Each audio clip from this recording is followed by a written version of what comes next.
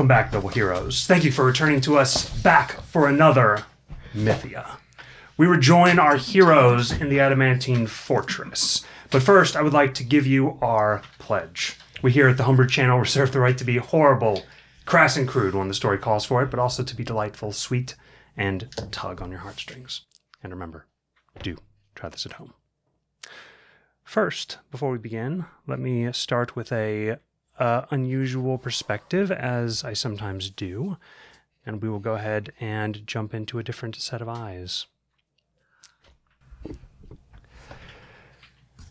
Dambleth did not see as other creatures did, both literally and figuratively. He had points of light where his eyes should be on his head, but those were there to provide normalcy to those around him. It was the same with the darkness over his face. His features confused and disturbed those who had seen them, causing more questions than he could answer. It was all he could do to fit in. Unlike the faceless men, he could not wear the flesh of others. He could not disguise his uniqueness, nor did he want to. In his mind, he could never be a part of this world. He was utterly and irrevocably above it. When he had first awoken, he had nothing except an indestructible core. He had no idea where that core had come from, and a part of him fought to devour it. But eventually, as was the nature of darkness, it became a part of him. He heard the whisper that it seemed all creatures of darkness heard, talk deep from the belly of the earth, the primordial speakers. But this core, it provided stability and a sense of self, something that his kin lacked. Dambleth had only ever found one creature who was similar. Juniper, the monstrosity whispered as he entered the hideout of Satan's hand. He hardly noticed the silence that fell upon the gathered members. They were the ruffians and lowlives recruited from across Mythia, all united by the belief that they were owed more than they had gotten, that they were the rightful rulers by might and power, and yet so few of them could do him any harm. He found Ace drinking with some of his lieutenants, Algnon and Tanya. He didn't need to speak. Ace started at the sight of him and began to follow. Talgras is dead. Dambleth's voice rolled off the cave walls. But his death brought vital information. I have learned that the wizard we fought in Yanjasi's cave is the sole ruler of the Godmothers. Her death could cripple the entire organization. Dambleth moved with purpose. He would not stop now. The time he had waited for was so close to being at hand. His mind wondered if he had prepared enough to counter the moves of the Godmothers and Heaven. He hardly noticed that Ace had stopped in shock, and now ran to catch up to him.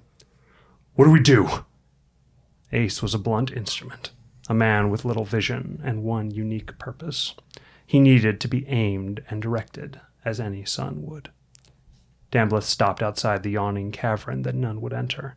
Even he avoided this place. Few creatures could harm him, but inside two such monsters waited. Call everyone.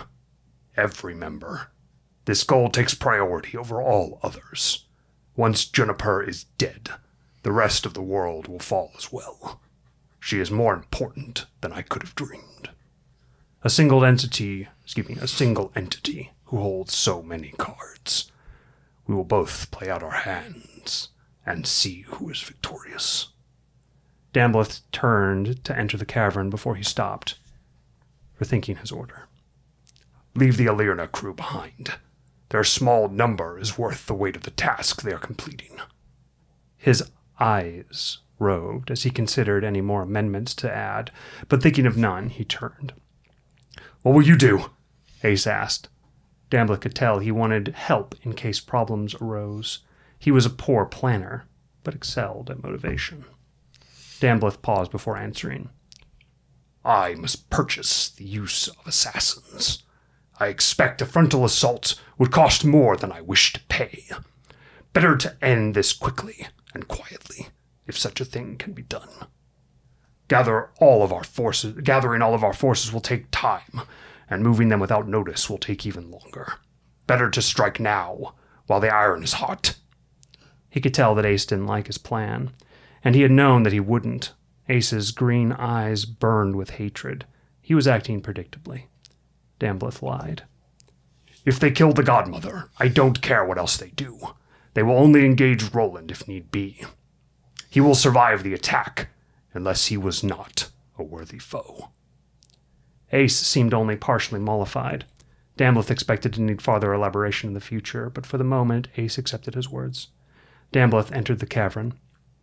He traveled for nearly an hour. The assassins he spoke of demanded separation, and yet expected protection. He had put the Thunder Demon in charge of keeping them satisfied, and it had performed well in the task. Finally, he entered their home. It was a living cavern. The floor was covered in a pale, semi-translucent brine, filled with small alien plants and fish, things found nowhere else except in the presence of such a creature. The walls pulsed with psionic energy, which caused Dambleth's own form to ripple slightly in time with the beat. What great import has caused the Lord of the world to deign the lost pair with his presence? The voice was only in his mind. The speaker sat within the brine pool inside a great ornate jar, nearly 10 feet across. It sat upon rusted metal dragon legs, half submerged in the liquid. Within it sat a perfectly preserved ancient dragon's brain, floating in the clear, thick formaldehyde. Guardian technology slid out of its white, fleshy surface into panels skimming with unreadable words. Adjacent to the brain in a jar sat a creature outwardly similar to Dambleth himself. He, too, possessed an ink surface with angel wings, but his wings were his own. An angel of darkness, Dominus. The dark angel stood, standing just slightly shorter than Dambleth himself, and waited to hear why he had come. In response to the expectation, Dambleth opened his mouth, extending his massive jaws, and out of one of his hollow fangs he injected Xarafen's golden blood, which had coagulated into a malleable ball, which he showed the angel. Dominus's face became entranced. He stepped forward, seemingly drawn to the liquid. Xarafen, the angel spoke. He's fallen, Dambleth said, seeing the disbelief in the angel's beautiful features. Dominus took in a deep breath, smelling the blood and tasting its contents of light of heaven. Such an obvious ploy to gain our aid, Dambleth. Playing upon the angel's addiction is a low step, even for you. It is clear you need our aid, or why else would you come here where you are vulnerable? So show your offer. What bartering chip have you brought to tempt me into service? Me, who waged a secret war for 1,000 years against your hand, who lost all my servants to the manipulation of the godmothers and the 13 days of chaos. Have you finally come to kneel in servitude to the smartest mind in Mythia? Or does the great ancient darkness finally think he has the brains to do away with my talents and leave me to rot? Can you crunch the future into equations yet? Determine the probability of events with pinpoint accuracy, with only hints of information. I have already determined that in your stoic silence, you believe your offer stands strong. You truly do have something I want, don't you? What could it be? Don't reveal it yet. Your mind is nervous, and I sense Ace's dense mental signature hanging off you like a stench. Something strange, unusual, and unique. A memory, perhaps. Stop! Dambleth could feel the brain in a jar peering into his thoughts, places he didn't wish to return to, answers he didn't want Relcor to possess. He felt the psionic presence slowly remove itself, threatening him with the ease with which it moved through his thoughts. I have found a mind to rival yours. I believe it your equal, or perhaps even your better. Dambleth could feel indignation fill the room. Nonsense! Ludicrous! Blasphemy! There is no mind in Mythia with greater memory and intellect than I. Relcor the all-seeing. Relcor the all-knowing. Dambleth cut him off, striking the killing blow to their conversation and buying his assassins all in one sentence. Then, with your great intellect, O wise one, you surely know of the sole, solitary leader of the Godmothers.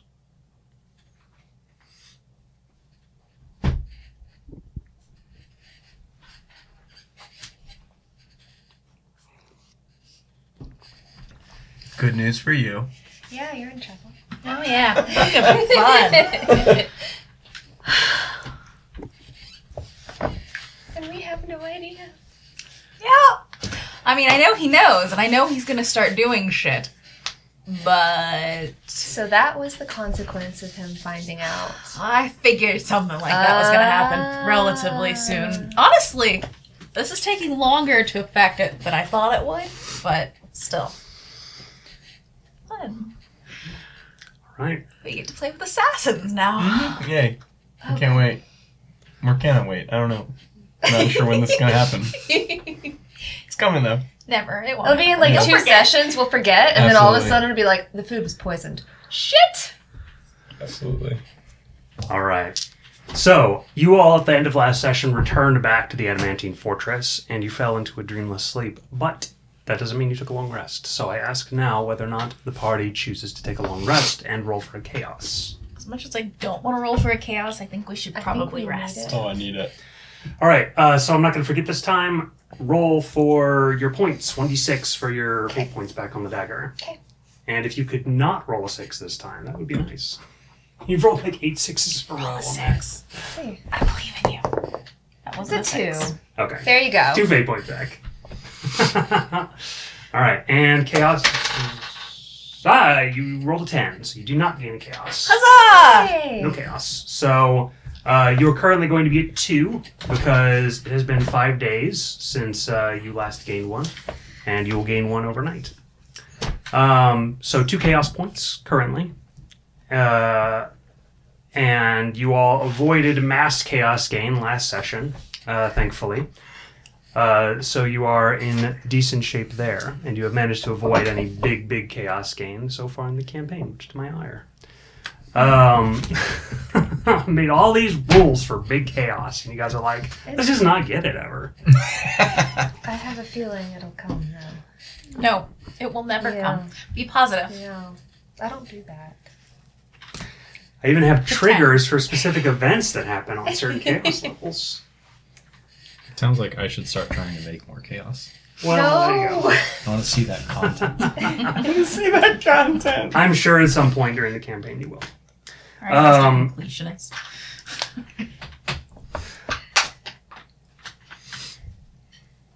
When you all wake, you all will each receive a letter outside your door, sort of sitting there. A servant must have dropped it off and chosen not to knock on your door when they did so. It's a finely folded letter. When you pick it up, it has nice handwriting, and it delightfully says that there is a fresh, large breakfast waiting for you.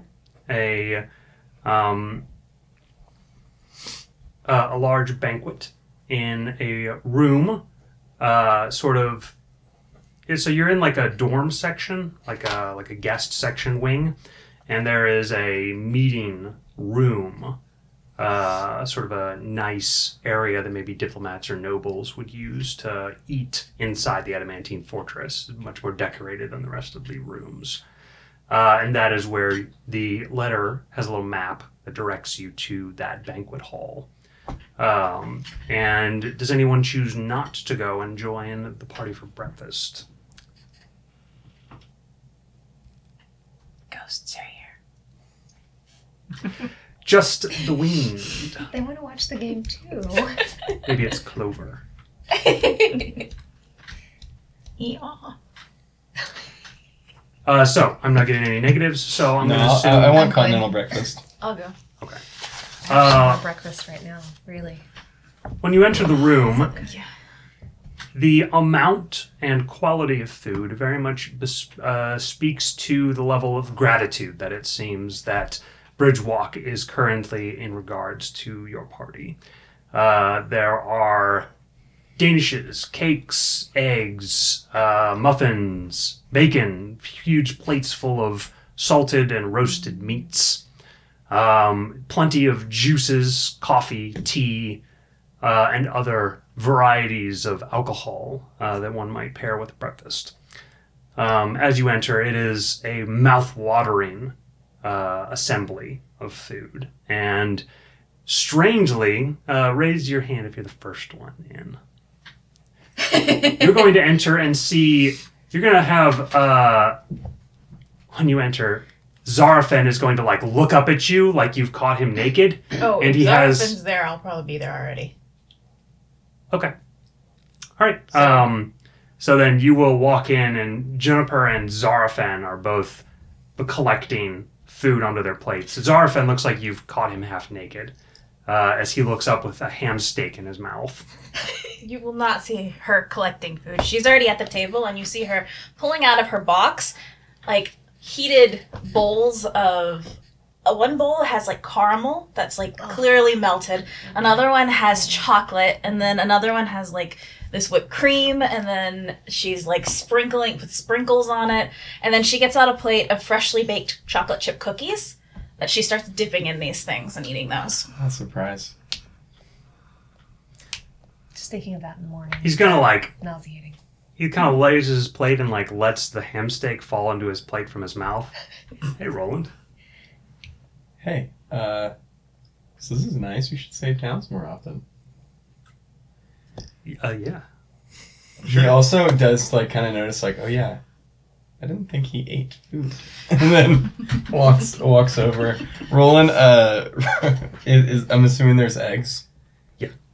Roland walks over with a plate and will, like, essentially scoop out half of the container of eggs onto a plate. This is Grab like 10 pounds of eggs. Yeah. Okay. Like, he probably takes, like, 14 eggs worth of eggs. Okay. And then walks over to the bacon and takes, like, a big handful and then another handful and then starts to reach for it there and it goes, And now he's juggling a plate of eggs and a plate of bacon. He'll walk over and where there's, like, orange juice and cups, and he just takes the entire thing of orange juice and walks over to the table. So the clank of Roland setting his food down takes about 30 seconds. But then he's throws himself over the long bench, choosing not to get one of the more exquisite chairs involved. Are you on the opposite side of the table as the two of them? Yeah, I'd probably sit down towards the end or something. Give them a little bit of space, but if they wanted to talk, they could talk to me. So Zarafen is going to quickly grab several utensils and start, like, slowly cutting apart his stuff into, like, tiny little pieces. And then he's going to kind of look across and see, Roland, are you just like, like shoveling? Yeah. Okay. Like, just... He sort of looks across and you see him, like, while Roland is, like, he has his face in his plate, he grabs his utensils and, like, is about to hand them to Roland and then just, like, places them back down where they were. June is just going... And then she reaches into her the bag and then pulls out a plate of toffee as well and decides to go have that as well. You dip the toffee in the chocolate. fondue pot? Yes, and then occasionally she'll do that. And then you see her, like, putting some granulated sugar on, some honey. You suddenly... The door busts open as a giant dragon's tail whacks it.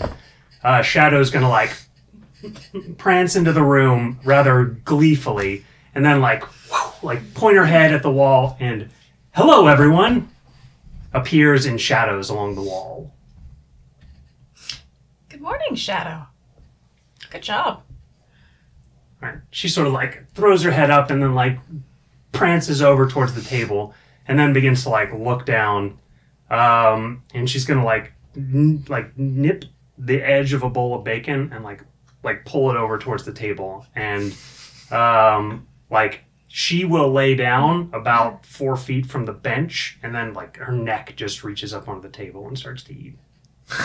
And say, Roland will immediately get up and go get a big plate of different meats and then walk over it and just set it on the edge of the table next to her.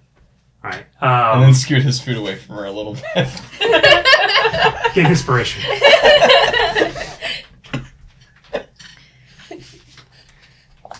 How many times did she take in your food? Oh, yeah. Yeah. Could have asked. Oh, look, Master. What a spread, Brongor says. Any mudflap in here? He says, sort of scanning over the table. Prongor, how many times have you had mudflap for breakfast? Is that a serious question, Master? Yes, that's weird. Why? It's very simple to prepare. It's a cheap fish. That's true. Just rare, he says. People get it in their trawl lines, and when I was young, I used to go up to the net fishermen who came back in the morning and ask them for their mudflaps, and they would look at me strangely and then offer me like 10 of them for a copper. I'm surprised they didn't pay you to take them. But that is a pretty good going rate. This is why you're a rich man, Master. No, I don't think they have mudflap, and don't ask for any while we're here. He says, I can make do with this. He says, looking at like the glistening golden danishes and bacon and eggs and stuff. He goes, Master, if you want to join our compatriots for a conversation, I'll get both of our foods. I'll just take some coffee, thank you. He says, really, Master, you must good eat a little idea. bit." She says as she reaches into her bag and pulls out another one. It's a steaming pot. It's in one of those silver ones. And she pours herself some, and then she was like, a scoop of chocolate. Oh. Your initial pour, does it look like black coffee? Yeah. Okay. At first he's like, oh, something to round out the abundance of sugar, and then you just like dump chocolate in the coffee pot. You're going to be nudged to the side as you hear more clopping behind you. It sounds like 2 additional tieflings, but it actually winds up just being a donkey. Clover is going to enter the room. That's actually really funny. She then gets another plate of cookies out and puts it down next to her. All right. Clover is going to go over and like lip the edge of a muffin and like pull it over with him as well. And like set it in the bowl very neatly. The cookies were for Clover. In the bowl of cookies. Okay. That's what I meant. In the bowl of cookies. And then like he's gonna like struggle for a second to like get the wrapping off of the muffin and then like lip Juniper. She goes like that, and then it just incinerates. Nothing's burned on the muffin, though. Okay. You know that Clover would appreciate it being made into a tiny origami of a donkey. What, the... The muffin wrapper? Yeah. Oh, okay, well, replay, she doesn't burn it, she does this, and then you see her do some hand movements, and then it starts prancing around like a little donkey on the table. Clover's going to look at it, and even though the donkey doesn't really have expressions, there's a shine in the donkey's black eyes that suggests mirth at the donkey running around. You will also note that June did that completely absent-mindedly. It wasn't like she was actually paying attention. She just did it. It looks like it was a habit. Did Shadow watch that happen? Shadow watched the donkey go over there, but didn't watch the origami that's on the floor. Okay. She can't see it from where she I was is. curious if she was Why would going it to be on look the at me floor? like, why don't you do That's something where the for me? No. You knew that was coming. Oh, on the table? I was Okay. waiting for Then, it. yeah, Clover, then Yeah, Clover's Shadow eating did at the see it. table, just like Shadow. Okay. Well, he'll look over at Shadow to see how Shadow's reacting to this thing. You see her, like, her eyes are kind of wide, and she's, like, looking at it prance, and then she's going to, like, look over at you, like, what? I can't do shit like Sarah. that. That's what I'm missing. She gets up and she looks around and grabs a pot of syrup, and then she starts pouring that on stuff. It's like I'm watching Elf. Yes. Yeah. Yeah. The syrup made me think of that. I'm actually kind of gagging thinking about making this. It's horrifying. But It is horrifying. But she's happy. Isaac will offer you a saucer of like half and half. Like if Half? coffee if you need it. She goes, oh, no. She then picks up the sweetened whipped cream Ah, okay. and dumps that in. Half. Isaac Just- mutters, I should have known. Yeah, it's heavy cream, not half. So, yeah, so you just dump whipped cream in there. She goes, what? Oh, nothing. Do you mind if I try some of your coffee? The way you've prepared it? Sure. Okay. Isaac will like offer her an empty cup. She will make it the same way she did. Okay. It's surprisingly delicious, although you feel like all of your teeth are going to fall out. Okay. Isaac stops after the first sip. But it's like actually, it's weirdly compelling. Like way better than it looks like it would taste? Yes. Okay. For some reason, the gemstone's anti-poison activates in your chest. Okay. It's the diabetes. I enjoy the rest of it. As you hand over the cup to Isaac, you're going to hear, Juniper, perhaps if you're handing out drinks, I could have some of your special black tea, Dom says. She pauses, thinks about it, and she goes, yes, I restocked that one. You see her reach into nothing and pull out a canister. And then she starts making it. How do you enter, Euphemia?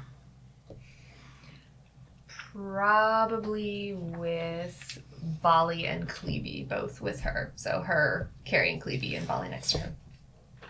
As you go to Cleby's room, you're going to hear the I hope it's a Kenku. locked room. What? Because leaving him all alone. Never mind. You're going to hear the Kenku snoring and animal noises, very softly. But when you, how do you wake Cleby up? She'll usually give like a little soft nudge on like the side of his face. Cleby is going to clearly upset when he realizes it's you. Sort of like pull the covers over his beak. Aren't you hungry? He's going to say, sorry, little one. Orders from your captain. No Drake for you.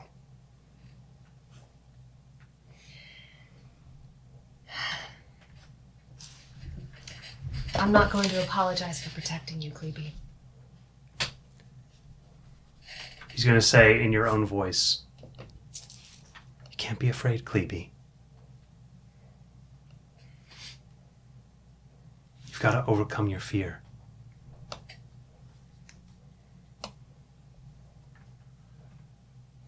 And then he's going to make the yippee, like happy noises that you made when you were flying around on Shadow. If you want to fly on a Drake, you can. But not into danger. Not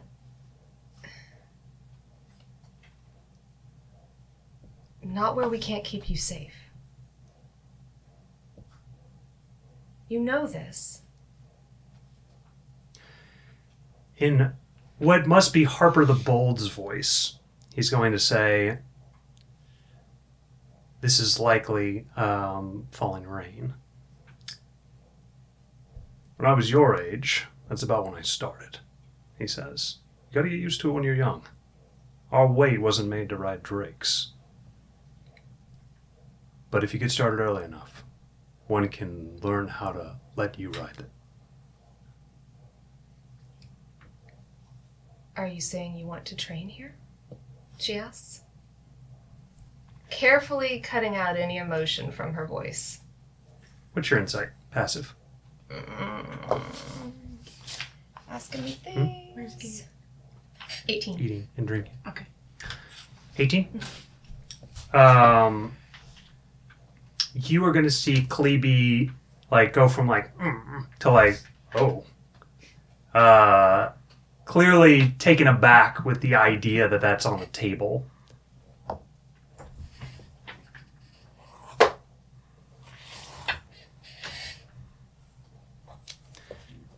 You'll see his eyes sort of grow worried. And he's gonna Is some Cleby noises for sure. Sorry, y'all. It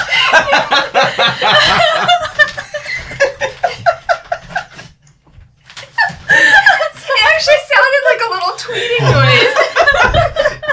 Sometimes when I drink it at home, my cats will like Yeah. freak out like a person. That's hilarious. I'm so sorry.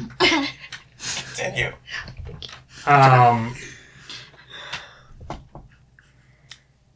He's gonna unfurl the blanket from around him. It's like sitting like half with the blanket off now. And he's gonna kind of turn towards you and shake his head. There's clear relief on her face, even though she was trying very hard to keep her face blank to not influence that decision and have him tell her the truth. Look, I know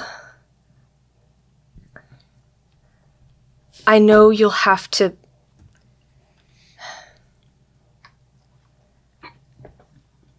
Someday, you'll have to train, and I know your place will be fighting, or being out where the danger is, but please don't ask me to do this now, Glebe. His eyes are big, round, and watery at the moment. He's going to reach out and his clawed grip is going to touch your hand when you hear tsh. Hi, Klebe, Mama. Hi, Klebe, Walk says as he sort of bounces on the end of the bed. Klebe's going to look over. He goes, Kenku! He says, why are you guys in here? They're breakfast. Come on. You ready? She asked Klebe. He nods. He's going to get up. And he sort of like leaps off the bed, and him and Walk sort of like out of the room and turn to go to the breakfast area. What about you? Bali says in the doorway, sort of one hip cocked. I could Are eat. You ready?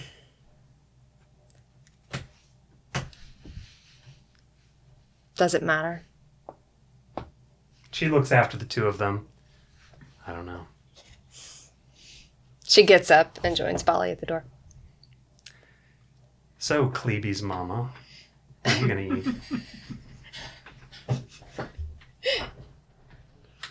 Did she ask? What are you going to eat?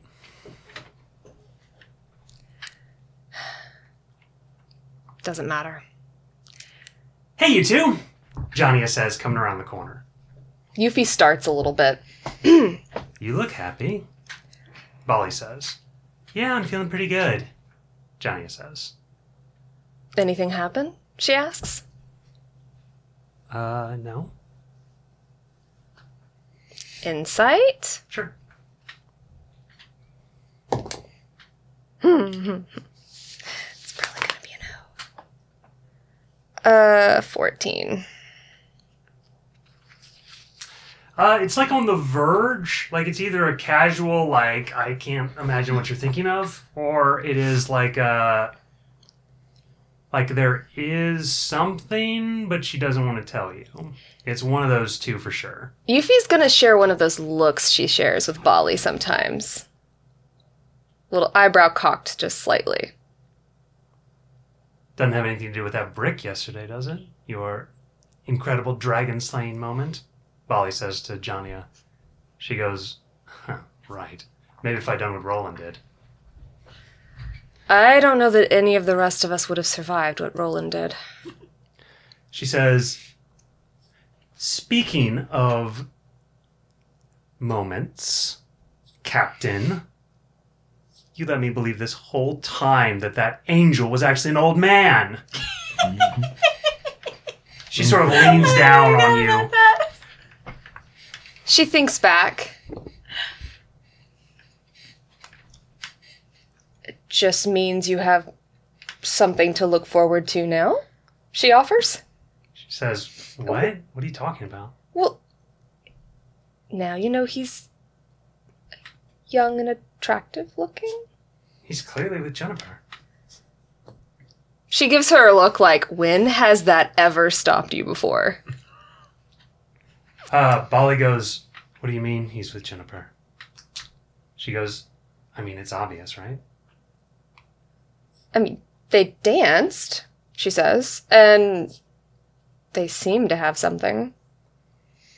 Yeah, they got like an intellectual like thing going on. For sure. At least Jennifer's interested in him.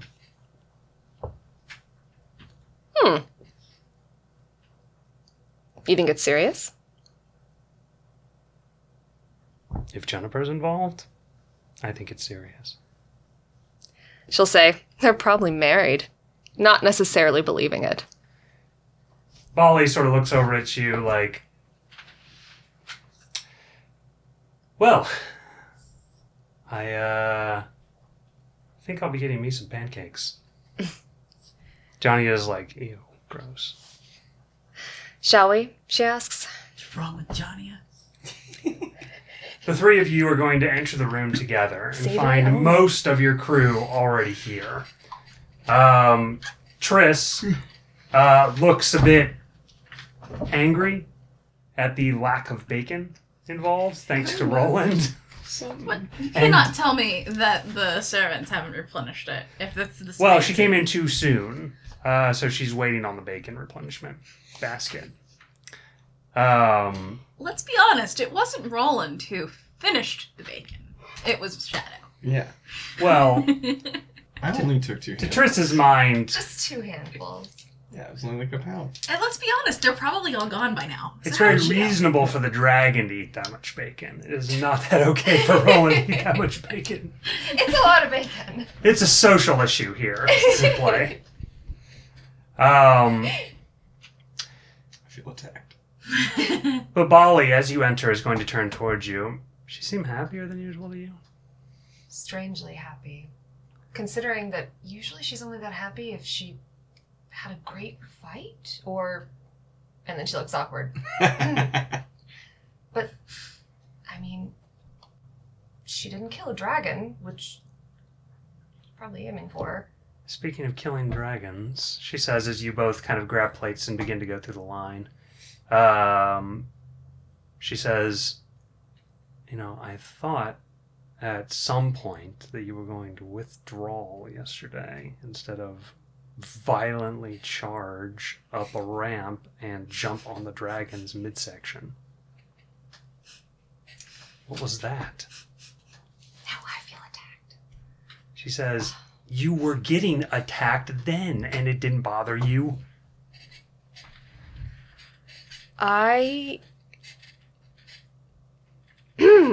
She says, let's get some food.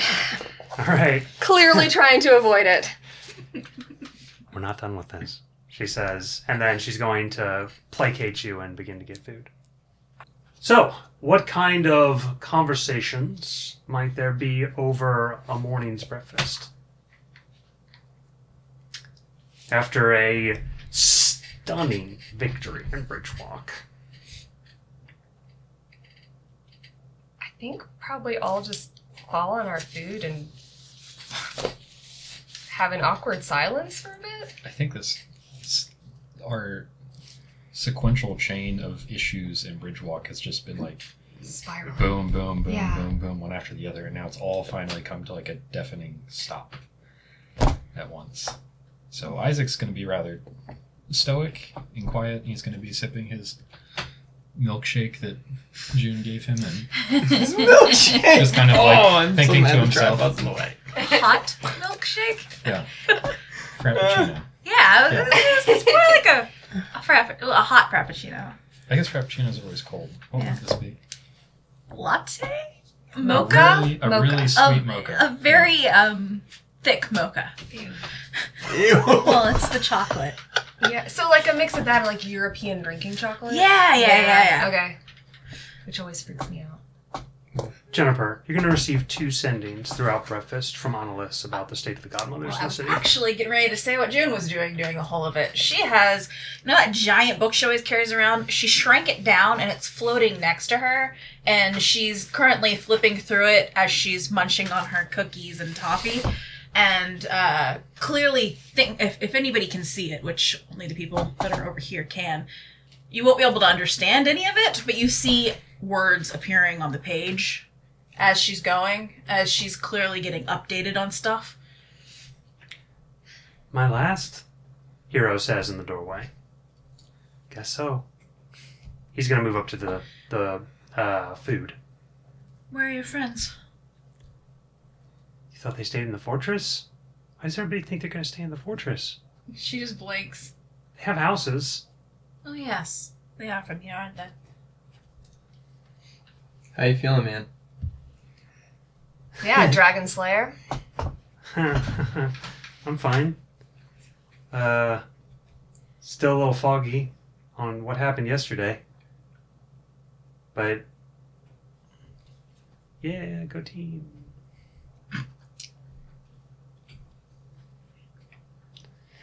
With everybody staring at his back, you can tell that Hero's like... Is Zarafan still sitting over there, like, eating his food? So he has cut his entire plate into tiny, equal-sized pieces. Has he consumed yet? Yes, he is very slowly and methodically going from, like, the middle left around to the middle right.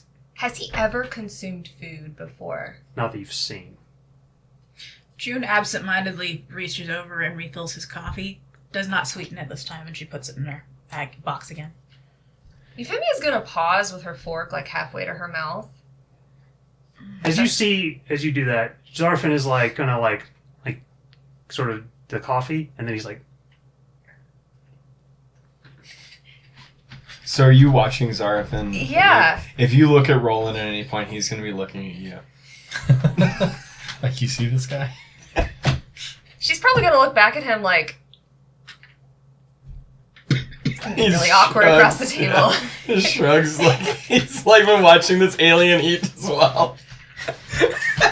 Are you hungry this morning? She'll ask him. You've never eaten from our stores. I became immortal yesterday. I have to eat now, he says. What?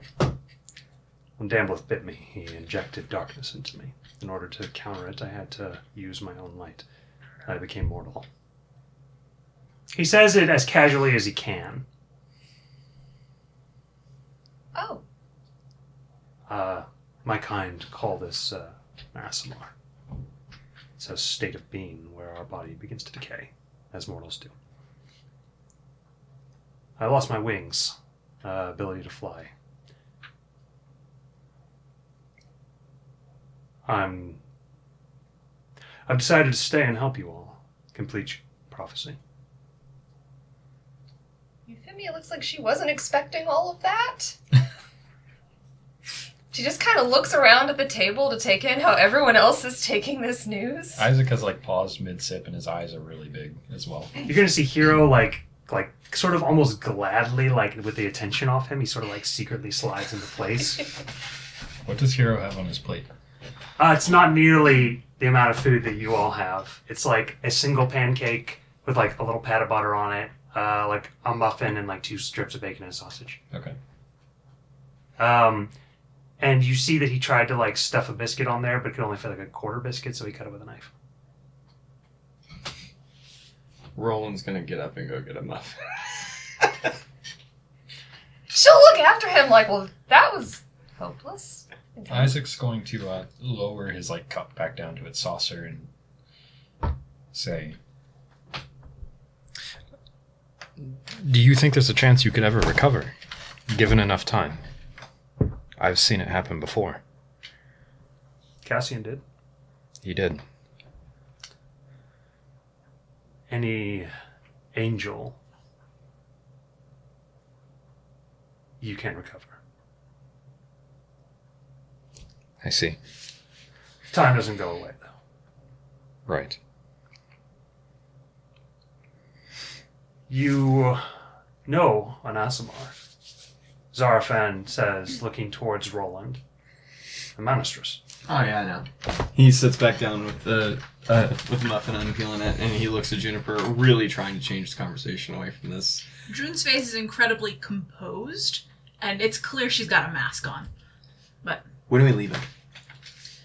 well, I figure after we finish eating, we should discuss exactly what our plans are. I had hoped that we could go for the Doomridge. Yeah. I would really like to make it to Garen if we can before the tournament. I would like to put in my 2 cents, Don says. If what I was told yesterday is true, then my fate may await me at that Whale Tail Island that you all spoke of. I'll admit to waiting nearly 40 years for a tuna whale of a significant size to show up. And then you all return with the news that there is one. I don't know how long the island will stay here. I hear it moves. But as I am currently in a bit of shock over the matter, I would appreciate a momentary break from that problem. I am willing to go to the Doom Ridge, of course, first. This is a much more important matter. But then I would appreciate if we return and try after the whale. I mean, can we even take the boat to the Doom Ridge? Only so far, she says. I did the map out yesterday, Bali says. The land route is considered dangerous through the Goyal Pass. Down through the Sky Range, there's one good way through, but they say it's infested by spiders and ghosts. However, the sea on that edge goes near the Feyvale, like you said. It's impossible to get there via the sea route. She says, you can... Incredibly difficult. But we go close enough to where the phenomena begin to happen. And there's... that whole coast is a sea serpent breeding ground. It is the exact same time frame to walk or take a wagon or to go by sea, because we need to go inland. It's about 6 days both ways. Or she says about 6 days one way. Excuse me. So 12 days up and back. I mean, you gotta do what you gotta do. I just don't know if we need the whole crew, if we don't need the ship for the Doom Ridge, but... He just ran his head into the box. Oh. Oh, he did. As he's turning around, he just went wham! Then just kept turning. Oh, Bub. I'm sorry. Please continue. It might be possible, Bali says, if one group of us wanted to go down to the Doom Ridge and the other one go after the whale. That's your call, though. I'm not opposed. She looks at Dom. You know I would never begrudge you needing to do this. I only need a skeleton crew in the Outrunner, if that were the case. But I don't know what's going to happen with my fate concerning the whale. I'll admit that the more crew we had, the less likely the Outrunner would come to damage.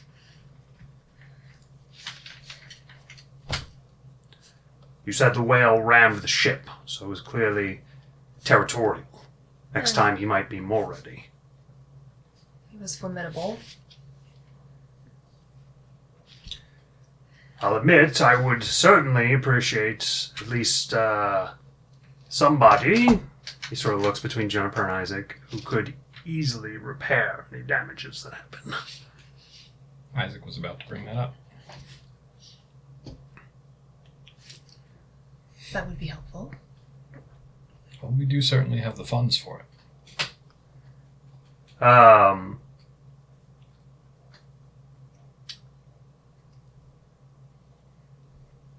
Bali's going to say, but the Doom Ridge is pretty dangerous.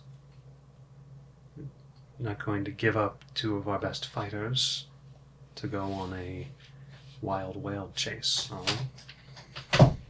Unfortunately, both Isaac and myself are needed to go to the Doom Ridge, so if we were splitting, neither of us could go. I understand. However, if you can wait until after we do so, I will be willing to help. Guess it's up to you, Captain, Johnny says. The only way we split, I suppose, is if everyone but you goes back on the ship to steer her, and then takes the ship to the Whale Island, while you guys go south. We could certainly use your support in the Doom Ridge. I would love to give my support in the Doombridge, Captain, Johnny says. You'd like to maybe fight a couple things? That would be great. I have a feeling there's going to be the opportunity for that. You'll see Dom carefully keeping his features neutral as his eyes sort of flick back to the conversers. What was his reaction when June said what she did? He sort of nodded understandingly, as if he expected that. What about her offer to actually help afterwards? He sort of went like that. Okay. So, metagame. Obviously, I'm not going to have, like, just Isaac go on the boat. That would be silly. Right. Thank Sorry, Isaac, but you have to come because you're a relic hunter, and you need to come help with the relics. So, the most sense is either you go to Whaletail first as a whole group, or you split.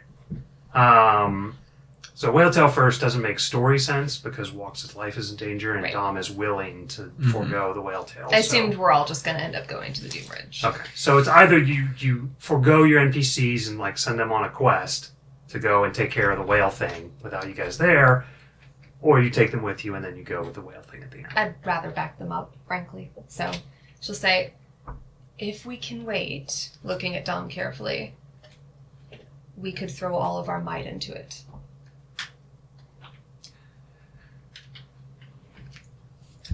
That's what I thought you might say, Captain, he says. Yeah, I rolled insight for him. Yeah. $10 is going to be like a 4. Whoa, it's not a 4. 26. Crit. 26. It's a rare occurrence. You see many things. First, the first layer, you see intellectual man who is considering his own problem versus the weight of the world's problems. A little bit deeper than that, you're going to see a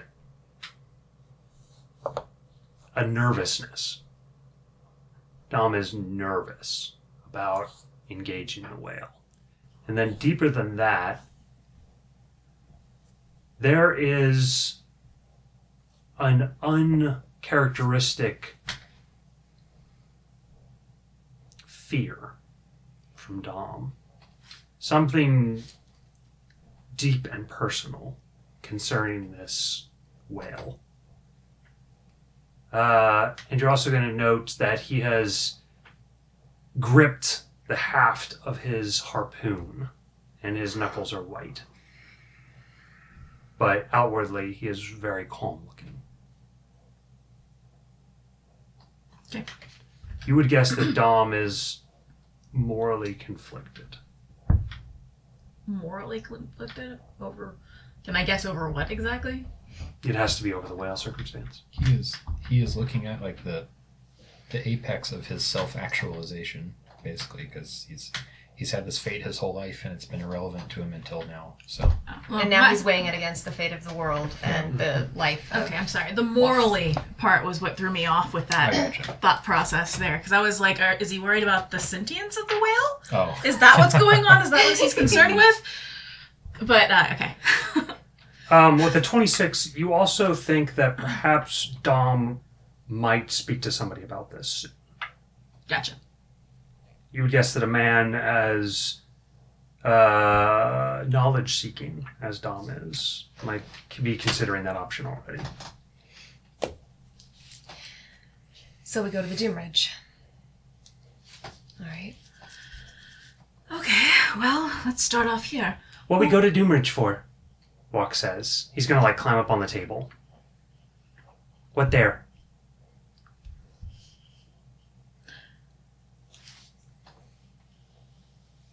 We are looking for treasure, in a manner of speaking. Ooh, treasure. Roland gets up and goes and pours himself some milk. So, all of you hiding this breakfast, Red Chaos says as he enters the room. Come on, They didn't really want us in here in the first place, he says to Faylene from behind him. She says, well, when did that ever stop you? She's going to head over towards the banquet. Do you mind if we join you all? Please. Euphemia, as she always does whenever she re-encounters him, goes a little red with realization and remembrance. Oh, God. Lots of shit rolls back. Love it. As the two heroes join you at the long table, Faylene says, did my ears hear correctly? You're headed towards the Doom Ridge. Indeed, we are. I am headed back to Girin. They didn't take Ace, she says. Did I get word of that yet? In my briefings? Okay. June picks up a pen. She picks it up out of air and then quickly makes a note in the book. And it glows for a second and then... I assume that all of you heard about what happened in Oak Edge. Had we? Did we? She will quickly explain that Ace and Zio visited Brightstock and killed Eric Grant. And that's why the Green Dragon was here yesterday looking for a new Stone Wolf. And also that Ace and Zio went to go recruit Alpha Oh yeah, we Finn. knew this. We knew about the right? stone. Yes, Yeah, because yeah. Jalkin. That's right. Yeah, okay. I was like, I'm pretty sure we know about this, but What was the halfling's name? Jalkin Woodround. He made it away, didn't he? Yes. Okay. The Merc survived, she says, but barely. He's impressive written work. to me. What'd you say? She says he's written to me. Zio and Ace fled from Oak Edge. Harper and Opt were not able to catch them, but are returning to Girin. I'm going to meet them there, she says. I was hoping that you guys might help me back towards Cross down south, Red says. I heard you all are going to the Doom Ridge. Well, that's pretty close to Cross. Why don't I tag along? That brief moment of, oh God, all my plans. And then she goes, well, I can't speak for everyone, but you're welcome if you'd like to join us. Here's my logic on the matter, Red says. You see, if Fate actually cares about who's there, you don't have to worry about it, because Fate's going to forget that I was there in the first place. But if you're fated to be... Don't think about it too hard, he says. Just go with it. He sort of, like, waves it off. Yeah, Euphemia. Just go with it. She turns to look at him, and it is not a friendly look. Yes. You're going to see June Red's does hood sort of shift in your direction. You can't tell that he's smiling, but you would guess that he is. She looks at him, and she's trying to control her expression. Your help would be welcome. He says, so, maybe if we go down far enough, you all might stop in and get the hospitality of my mother's tavern. She has a tavern across. I would guess, have I ever been in that area with him at all, ever? I wouldn't say you have. Okay. I would say you, like, almost did, but then, like, something came up. Okay. I'm sure we'll be happy to have a place to rest and get actual food that isn't rations. That's one way to look at it. We'll He come says, sleep "We're over giving at your you mom's thumbs up." house, Red. He's going to shake his head. He says, well, I know you would at least.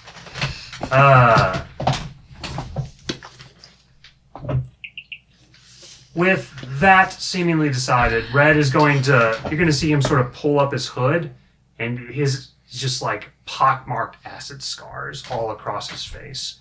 You'll see that he's missing this part of the bone of his chin, and it's just like flat right here. And then he's just going to like get down real close and start like shoveling food into his mouth like Roland does. I see. That's what June says as she looks between the two of you. He just kills his milk, and he's gonna stand up and say, well, I'm gonna go for a run. Anybody want to Wait. come? She actually goes, wait. We need to talk about the Doomridge. What do I need to know? We're going. You see the look of heroes on her face, and she reins it and she goes, "It would be helpful if you could be here for it." I don't think she's asking. That sounded like asking to me, Captain, Johnny says. It wasn't. It's all in the tone. Alright, he sits back down and looks completely disinterested in being here at this point. Brongo's gonna like look over like, ooh, drama. At Isaac. She says, "Who all has been to the Doomridge?" I have, haven't I? Yes, I would say you've probably taken down at That's least the one reason warlord she's from making there. you stay. So he Mm-hmm. and looks Doomridge. around. I'm assuming who else is Red the only other person? We're Doomridge. She will snap, and a map of Mythia just overlays the table. Bits of the food are incorporated into the map, so like the salt shakers are part of the sky range. And Walks is going to like raise his foot and go, I've been all here. all over. Oh, he remembers? She pauses, she goes, by all here, he meant like the whole map, right? You know, All here where? I've been on Pancake. I've been over on this plate, he says. I've been back here. I got this salt shaker. I know what this is, he says. I've been out here. He like goes out in the middle of the ocean, like presses his foot. You remember? He goes, yes, they're rode here, he says. Over here, they're big rock. He points at like a bird's eye view of a map. He goes, I fight battle here. June looks very surprised and happy. Good He goes, to know. just good map. Look about right. She nods. All right. And the reason I wanted you here is because you have been to the Doomridge. And me and Red like the only people who have been. Oh, man. Red and Yeah. Faylene is going to say, we both have been there. But it's been a while. I heard the Holy Patrol just passed through. Yes, they did. I haven't gotten many. Have I got any updates about that? The Holy Patrol doesn't update the Godmothers. Well, I know. I meant like, have the Godmothers heard anything or gone through or met any of them? You know that the Holy Patrol was successful in clearing out maybe like half a dozen local dangers, fortresses and castles that are now like empty and full of bodies that they piled up together. A bunch of chaos beasts were slain, and a few like shadow darkness burrows were undone. Okay, so nothing like earth-shattering that we need to know about. Well, they don't let any earth-shattering things build up there. They cleanse it once every 2 years. I meant like, okay, never mind. Okay, she'll say that, and she goes, please give your impressions of when you went through for the rest of the group. Yeah, Roland. Why don't you give us your impressions? Red says. I don't know. It was boring. I mean, yeah, it's dangerous at times. It's a lot of climbing. It's very, very high. If you're a clumsy person, you might die. Roland. Faylene's gonna like, come on. Godmother, could you give him some kind of chalkboard, please? She will do that, and then one will appear next to you. Can we get the Goyal pass on here? She says. If you're walking, coming out of the Goyal, she says, do you remember what you encounter when you come out? Here, what do you encounter? She's going to No, put up on the no, board. this is Tyler. Oh, okay, Tyler. All right. This is Tyler. Roll a history check, please. Worst part was I totally could see. I don't expect. I thought that was in character. No. Oh god. No, this is me wondering. So I just rolled an 8, so. Okay. So you know that pockmarked around the Doomridge in addition to like fortresses and old castles that are basically like dotting the place, every new warlord that shows up wants to build their own castle. Like, you know, weird ratty folk might move into old ones and squat, but most of the time they aren't super dangerous. You know that roughly when you come out of the Gorial, you pass through a small faded area. It's about a day long. And every hour in that area, you age 1 year until you pass out of it. Okay. Do you unage? Once you pass out of the area, Okay. yes. I haven't been through this area though, correct? Not that area, no. Wait, Yeah. is this the Dune Ridge as a whole or an area of the Dune Ridge? It's an area, a faded area in the Doom Ridge. Gotcha, okay.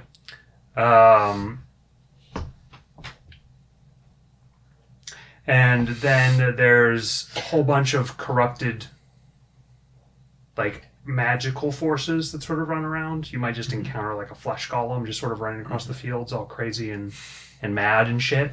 Bunch of undead and darkness creatures dwell there, and there's a whole bunch of other weird dangers that happen.